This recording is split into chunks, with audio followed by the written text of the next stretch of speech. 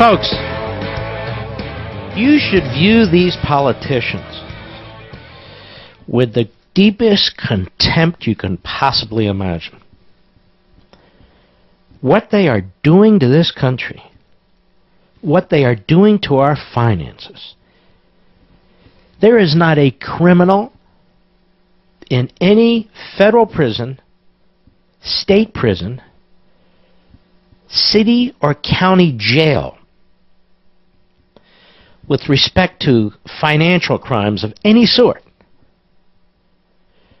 who collectively, if we look at them in the aggregate, could have done the kind of damage that Barack Obama and Harry Reid and Nancy Pelosi, and yes, willing, timid, gutless Republicans have done to this country, to your future, to your children and your grandchildren. What they are doing is with malice and with forethought, because you don't have to look far to see all the warning signals and to hear all the voices of concern. And they continue on and on and on. What the hell does the Democrat Party stand for today? The destruction of America? And what the hell does the Republican Party stand for today? To sit there with their thumbs in their mouths while it's going on? Any politician with an ounce of common sense should be getting on any soapbox imaginable and screaming from the top of their lungs that these policies are destroying America, that this president is destroying America. Instead, the Republicans cower. Their consultants and their pollsters saying, be quiet, be quiet. Meanwhile, Obama's not a wildly popular president. He didn't win by anything close to a landslide. His poll numbers are not magnificent. And as I've said now for week after week after week, yes, he won a majority of the vote, but he has not won a majority of the hearts and the minds of the American people. Other hosts have been out there saying they has, or they're confounded by the whole damn thing. I am not. This would be one of the occasions, really, when you want to raise the volume on your radio, or your iPhone, or whatever mobile device you may have, or on your computer, depending on how you're listening, because I'm going to dissect this as only I can, and much of it will be repeated tomorrow. So here's Pelosi on Fox News Sunday. Hat tip, real clear politics, cut to, go. So we have to recognize that. Which cuts really help us and which cuts hurt our future. And cuts in education, scientific research, and the rest are harmful, and they are what are affected by the sequestration. So it is almost a false argument to say we have a spending problem. We have a budget deficit problem that we have to address.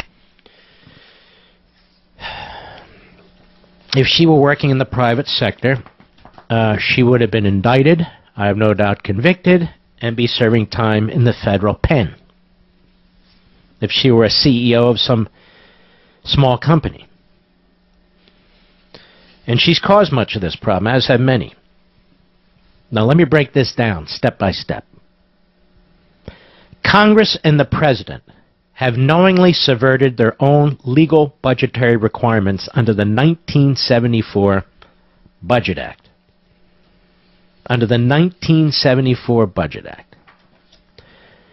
This is an act that they passed to apply to themselves. It's actually called the Congressional Budget and Impoundment Control Act of 1974, if you must know. Completely ignored it for over 4 years now. And the reason they've completely ignored it is because they don't want to set out their spending priorities. They want to spend on everything, except defense and national security. But they don't want to have appropriations bills. They don't want to have the normal procedures for the Congress, go through various hearings. In other words, they want to keep you in the dark. And they want to keep spending. And they want to keep lying about it. So let's go through some facts. Some facts. Now, I know they say numbers on radio don't work, but you're smart people. This is the smartest audience in all of media. For fiscal operations alone, in other words, I'm not counting unfunded liabilities like entitlements programs. For fiscal operations alone, yearly budgets, in 2002, I just took that as a random marker, the federal government spent a little over $2 trillion.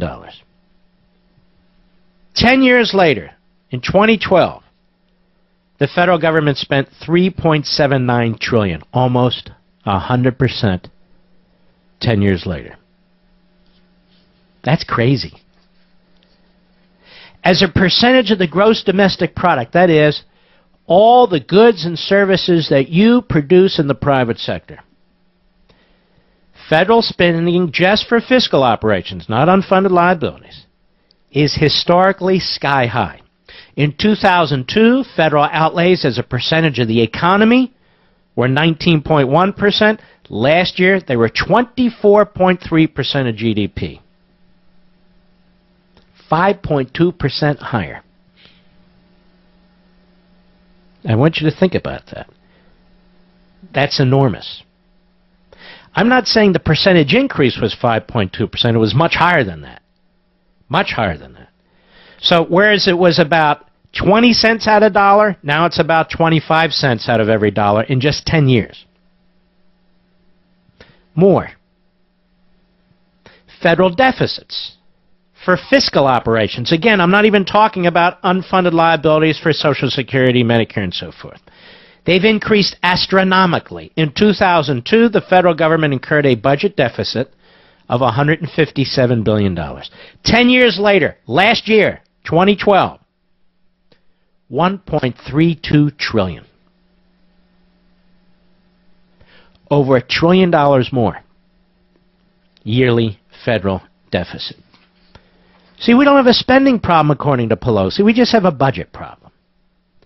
In 2002, the federal debt as a percentage of gross domestic product, yet again, putting aside entitlements, was 58.8% of the entire economy.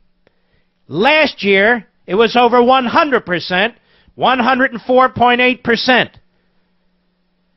The federal debt for fiscal operations right now is just shy of $16.5 trillion.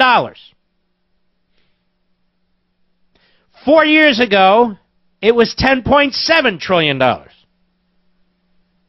About a $6 trillion shift in 4.5 years. Unbelievable. Unbelievable. That means every taxpayer is on the hook for $111,000. And yet the average income in America is $51,000. Again, without even counting the unfunded liabilities, which is the biggest part of the spending. Now, simply making the interest payments on this debt will be overwhelming. The Congressional Budget Office projects that the government's yearly net interest spending will more than triple between 2011 and 2021 from $225 billion to $800 billion a year. Just on the interest. And imagine if the interest goes up substantially, ladies and gentlemen, due to inflation. And I'll get to that next. It'll be far more than $800 billion a year. This is the future we're creating for our children. This is why I'm not going to watch Obama. This is the man who has his foot on the gas pedal. And he's going to go on and on and on about a balanced approach and go on and on and on about we need more revenue. There's not enough revenue in the entire universe to accommodate this man and his agenda. The total, now let's get to it, the total unfunded liability of Medicare as of last year was $42.8 trillion. Where is that going to come from? Nowhere. Nowhere.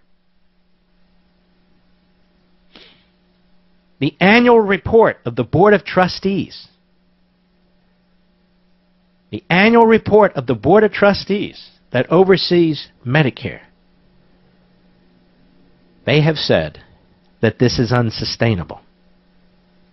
Unsustainable.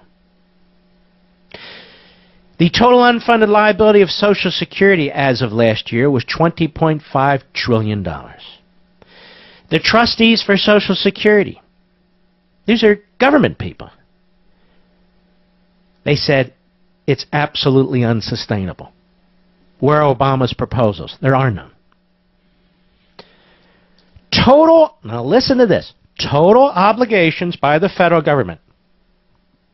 That is the accumulated debt from yearly fiscal operations plus the net present value of all unfunded liabilities. So the yearly amounts that are spent on government operations plus these massive entitlement programs amounts to nearly $90 trillion. The real yearly deficits, when you account all of this debt, in 2011, $4.6 trillion. Yearly. Last year, $6.9 trillion. Trillion. Last year in 2012, actually December, the Government Accountability Office issued its own warning.